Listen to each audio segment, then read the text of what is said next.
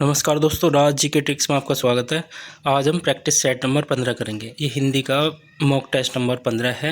ये RWO का mock test है और ये इसके बाद 5 रह जाएंगे। ये बहुत मोस्ट इम्पोर्टेंट क्वेश्चन है यूपी पुलिस कांस्टेबल के अकॉर्डिंग। अदर कोई कंपटीशन की एग्ज़ाम की तैयारी कर रहा है जिसमें हिंदी आता है, उसके लिए भी बहुत महत्वपूर्ण होने वाला है। चलिए क्वेश्चन की तरफ चलते हैं। पहला क्वेश्चन है, संविधान में हिंदी को मान्यता कब मिली? तो बताइए कब मिली। इसके साथ मैं जो थोड़ा गैप करूँगा आंसर देने में, आप भी क्वेश्चन का आंसर साथ साथ देते चले। इससे आपकी तैयारी का पता चलेगा और आपको लगेगा कि आपकी तैयारी इसके अकॉर्डिंग, मतलब क्वेश्चन गलत ज़्यादा निकल रहे हैं, तो आप इसको 2 से 3 बार लगाइए, बहुत अच्छी तैयारी हो जाएगी आपको। तो बताइए इसका क्या होगा। भारतीय संविधान में हिंदी को मान्यता कब मिली? तो कब मिली? ये मिली 14 सितंबर 1949। ऑप्शन नंबर बी ठीक हो जाएगा इसका। सॉरी। ये रे ले वे किस वर्ग के व्यंजन है? तो बताइए किस वर्ग के व्यंजन है? तो ये होंगे अंतस्थ व्यंजन। अंतस्थ यानी ऑप्शन नंबर सी ठीक हो जाएगा इसका। नेक्स्ट क्वेश्चन की तरफ चलेंगे। नाक कटना मुहावरे का सही अर्थ होगा। तो इसका सही अर्थ होगा, बताइए क्या सही अर्थ होगा। तो इसका सही अर्थ क्या होगा बताइए। ऑप्शन नंबर बी, नुकसान होना, यानी ऑप्शन नंबर सी ठीक है, नुकसान होना। अगले क्वेश्चन की तरफ चलेंगे। किस विकल्प में सभी शब्द तद्भव हैं? तो ये ऐसा विकल्प इनमें से छांटना है जिसमें सारे तद्भव हैं। तो बताइए कौन से होंगे। ये होगा ऑप्शन नंबर डी, छकड़ा, काजल और खेत, ये सब क्या है? तद्भव। नेक्स्ट क्वेश्चन में चलेंगे। संयुक्त वाक्य का उदाहरण है, तो उदाहरण बताइए कौन सा है। तो ये होगा, मैं अस्वस्थ था इसलिए मन लगाकर नहीं पढ़ सका। तो ये संयुक्त वाक्य का उदाहरण है, ऑप्शन नंबर डी। अगले क्वेश्चन की तरफ चलेंगे। नलिन और राजीव शब्द निम्नलिखित में से किस शब्द के पर्यायवाची हैं? तो बताइए किस शब्द के पर्यायवाची होंगे। तो ये इसका होगा कमल, ऑप्शन नंबर डी ठीक होगा इसका। अगले क्वेश्चन की तरफ चलेंगे। दिए गए शब्द का विलोम चुनें। तो दिए गए शब्द का विलोम क्या होगा? तो ये हो जाएगा कृष्ण। शुक्ल का क्या होगा? Krishna, option number D. अगले क्वेश्चन की तरफ चलेंगे। कांति क्लांति शब्द युग्म का सही अर्थ है, तो सही अर्थ बताना है, बताइए क्या होगा इसका। ये होगा चमक थकावट, चमक थकावट ठीक है। कांति क्लांति शब्द का सही अर्थ। अगले क्वेश्चन की तरफ चलेंगे। द्विज के अनेकार्थी शब्दों में निम्नलिखित में से कौन सा शब्द नहीं आता? तो बताइए कौन सा शब्द नहीं आता। तो इसका आंसर कौन सा सही हो जाएगा? ये हो जाएगा विदेह, ऑप्शन नंबर सी, विदेह ठीक हो जाएगा। अगले क्वेश्चन में चलेंगे। जिस पर आक्रमण हो वाक्यांश के लिए सार्थक शब्द है, तो बताइए सार्थक शब्द क्या होगा। ये होगा आक्रांता, आक्रांत, जिस पर आक्रमण हो ठीक है। अगले क्वेश्चन की तरफ चलेंगे। निम्नलिखित में से युद्ध वाक्य का चयन कीजिए, सॉरी शुद्ध वाक्य का चयन कीजिए। तो 11वें का बताइए क्या होगा सही। तो ये होगा इसका, भारत में अनेक जातियां हैं। तो शुद्ध वाक्य ये है, बाकी सब अशुद्ध है। अगले क्वेश्चन की तरफ चलेंगे। सही वर्तनी वाले शब्द का चयन कीजिए जिसका सही वर्तन। देखो ये कालिदास, कालिदास ये ठीक है, या फिर कालिदास, कालिदास ये ठीक है। बताइए इनमें से कौन सा सही होगा। 2 ये हैं, 2 ये हैं। देखो पहले नंबर का कालिदास ही सही होगा इसका, ये ठीक है, कालिदास लिखा हुआ। अगले क्वेश्चन की तरफ चलेंगे। निम्न वाक्य में द्रव्यवाचक संज्ञा का गलत प्रयोग हुआ है, त्रुटि पहचानिए। तो द्रव्यवाचक संज्ञा में त्रुटि पहचानिए, तो बताइए क्या है। बताइए क्या होगा इसका। इसका होगा पीसा ठीक है, पीसा। अगले क्वेश्चन की तरफ चलेंगे। वह घर से बाहर गया, इस वाक्य में कौन सा कारक है? तो इसमें कारक बताना है, तो अपदान कारक होगा ठीक है। घर से अलग। कव्वाली शब्द में कौन सा लिंग है? तो कव्वाली शब्द में लिंग बताना है, तो ये स्त्रीलिंग होगा ठीक है। देखो मेरा मेरी ऐसा करके लगा सकता हूँ। मेरा कव्वाली, तो मेरा कव्वाली तो नहीं हो सकती, मेरी कव्वाली बोला जाता है, तो ये स्त्रीलिंग इसलिए होगा ठीक है।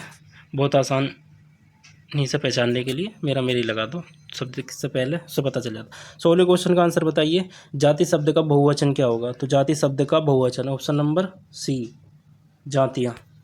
ठीक है, वह आई तो मेरी चिट्ठी उससे दे देना, इस वाक्य में कौन सा काल है? तो काल बताना है इसमें, बताइए काल कौन सा है? तो ऑप्शन नंबर डी, संभाव्य वर्तमान काल। ठीक है, अगले क्वेश्चन में चलेंगे। निम्नलिखित में से किस वाक्य में कृतवाच्य का प्रयोग हुआ है? तो इसमें वाच्य बताना है, कृतवाच्य बताना है कौन सा है।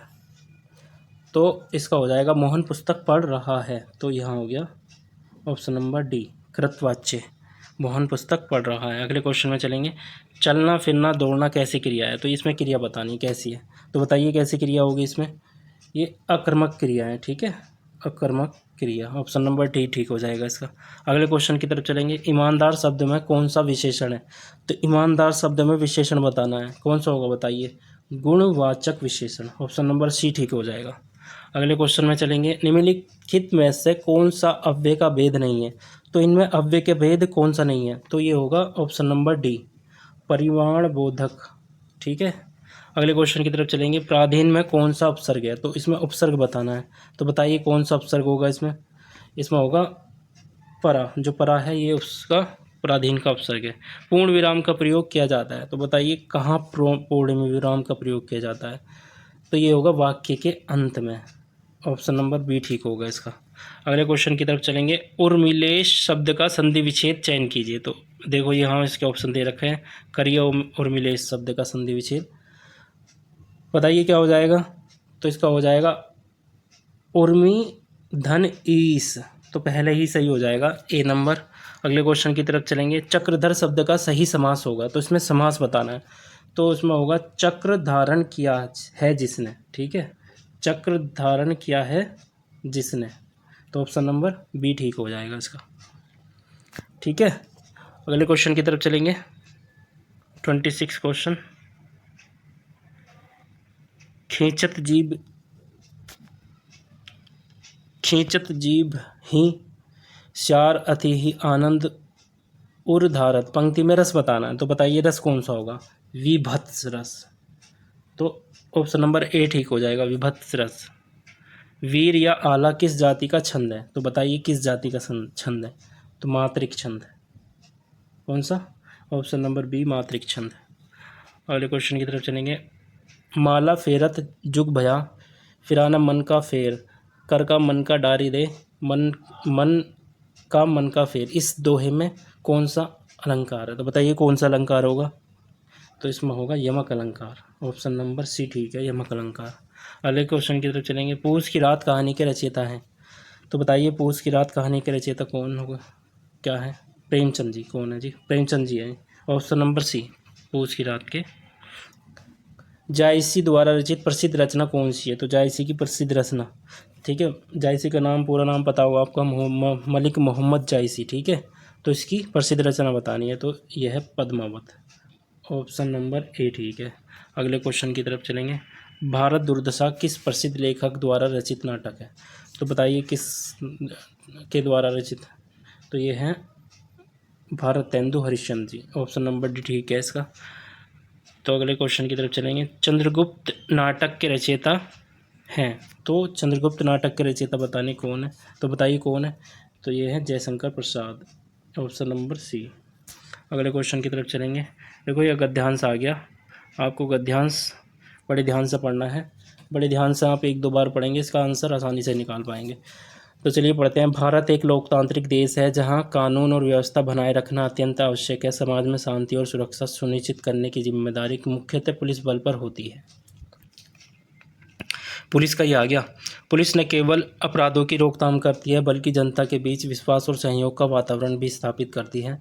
आधुनिक में अपराधों के स्वरूप में परिवर्तन आया है, जिससे जैसे साइबर अपराध, आर्थिक अपराध और संगठित अपराधों में वृद्धि हुई है। इन चुनौतियों से निपटने के लिए पुलिस को तकनीकी ज्ञान, त्वरित निर्णय क्षमता और संवेदनशील दृष्टिकोण अपनाना आवश्यक है। इसके अतिरिक्त पुलिस का व्यवहार जनता के प्रति सहानुभूतिपूर्ण और न्याय संगत होना चाहिए। यदि पुलिस निष्पक्षता और ईमानदारी से कार्य करती है तो समाज में कानून का सम्मान बढ़ता है। वहीं यदि पुलिस अपनी जिम्मेदारियों का निर्वहन सही ढंग से नहीं करती तो अराजकता और अव्यवस्था उत्पन्न हो सकती है। इसलिए एक पुलिसकर्मी को न केवल शारीरिक रूप से सक्षम होना चाहिए बल्कि मानसिक रूप से भी सजग और अनुशासित आवश्यक होना चाहिए। ठीक है, देखो इससे रिलेटेड क्वेश्चन है, इसके आंसर देने। गद्यांश के अनुसार पुलिस की मुख्य जिम्मेदारी क्या है? तो बताइए क्या है, अभी हमने पढ़ा है। तो इसका होगा ऑप्शन नंबर बी, कानून और व्यवस्था बनाए रखना। ठीक है, कानून और व्यवस्था बनाए रखना। अगले क्वेश्चन का आंसर, आधुनिक समय में किस प्रकार की अपराधों में वृद्धि हुई है?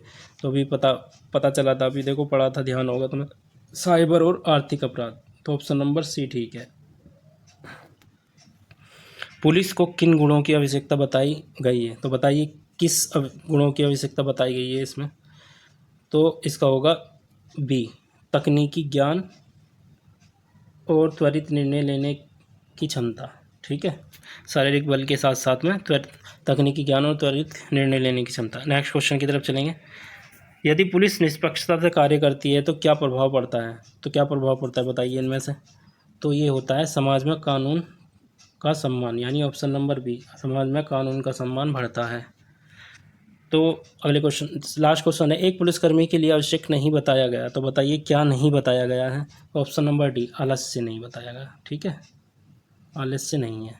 एक पुलिसकर्मी के लिए आवश्यक नहीं बताया गया, तो आलस्य नहीं होना चाहिए एक पुलिसकर्मी। दोस्तों आपके 37 क्वेश्चन पूरे हो चुके, ये आपकी 20 की सीरीज़ बहुत जल्दी पूरी हो जाएगी। आप कमेंट करके बताइए आपकी नेक्स्ट जो सीरीज़ चाहते हैं वो कौन से टॉपिक पे चाहते हैं, मतलब किस कंपटीशन से रिलेटेड कौन से टॉपिक पे चाहते हैं। और इसी तरीके की वीडियो को देखने के लिए आप हमारे चैनल को सब्सक्राइब कर सकते हैं और जो भी दोस्त आपकी तैयारी कर रहे हैं उनके साथ शेयर कर सकते हैं। Thank you.